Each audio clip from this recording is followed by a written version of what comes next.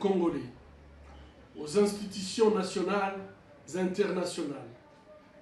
Depuis quelques jours circulent sur les réseaux sociaux des messages appelant à la création d'une soi-disant République du Kivu, un projet bien sûr dénué de sens et qui ne rencontre ni les intérêts ni les aspirations de notre population. Hier, le 1er juillet 2020, les instigateurs de ces complots ont franchi une nouvelle étape en publiant une liste de membres de leur prétendu gouvernement sur laquelle mon nom a été illégalement inscrit.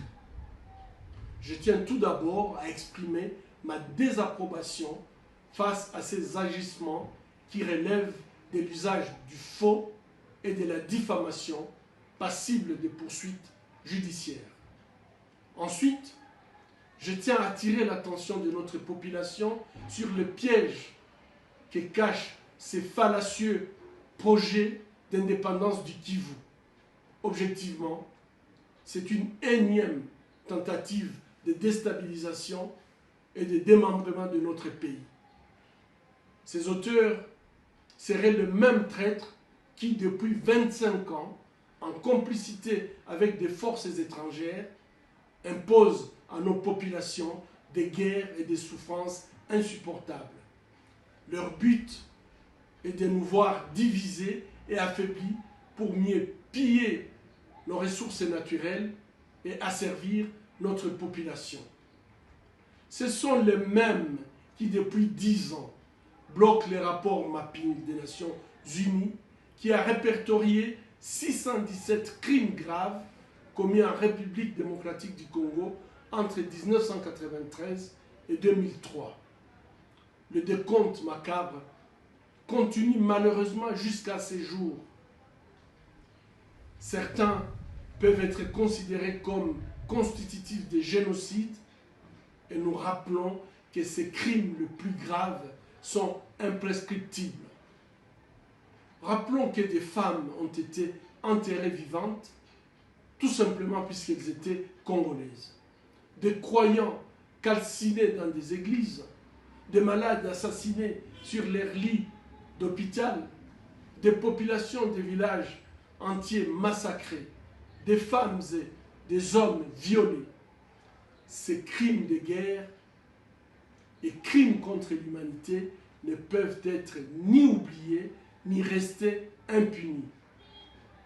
Depuis 20 ans, le gouvernement de notre pays, l'Union africaine et la communauté internationale ferment les yeux sur ces crimes dont la liste des auteurs présumés a été même expurgée du rapport mapping à la demande et sous la pression de certains États impliqués dans les guerres qui continuent d'endeuiller notre pays.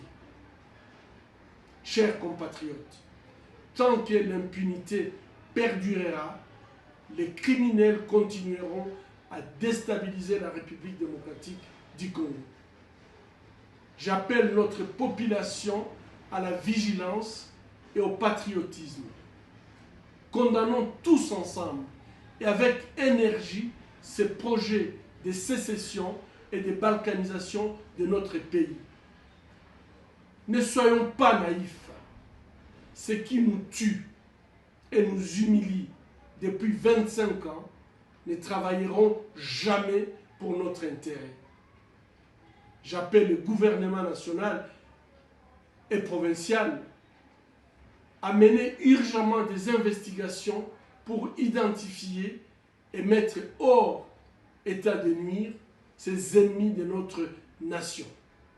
J'appelle les leaders de notre province, les forces vives de la société civile et les médias patriotiques à exprimer leur indignation et leur rejet de ces complots. Je les appelle à sensibiliser notre population afin qu'elle préserve l'intégrité de notre territoire national tel que reconquise le 30 juin 1960 et qu'elle continue à défendre la Constitution et la souveraineté de notre pays. J'appelle les États amis de la République démocratique du Congo l'Union africaine et la communauté internationale dans son ensemble a condamné ces mouvements dont le but inavoué est de déstabiliser davantage la région du Kivu, meurtrie par des guerres à répétition. J'appelle la justice congolaise et la justice internationale enfin d'œuvrer à l'établissement d'un tribunal pénal international pour le Congo et ou des chambres spécialisées mixtes pour poursuivre et condamner les auteurs des crimes commis au Congo depuis au moins 30 ans jusqu'à ces jours.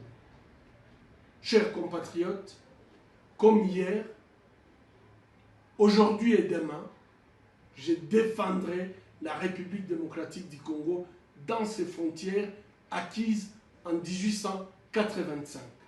Je resterai attaché à l'unité nationale, au développement, à la justice et à la paix. Que vive notre nation. Je vous remercie.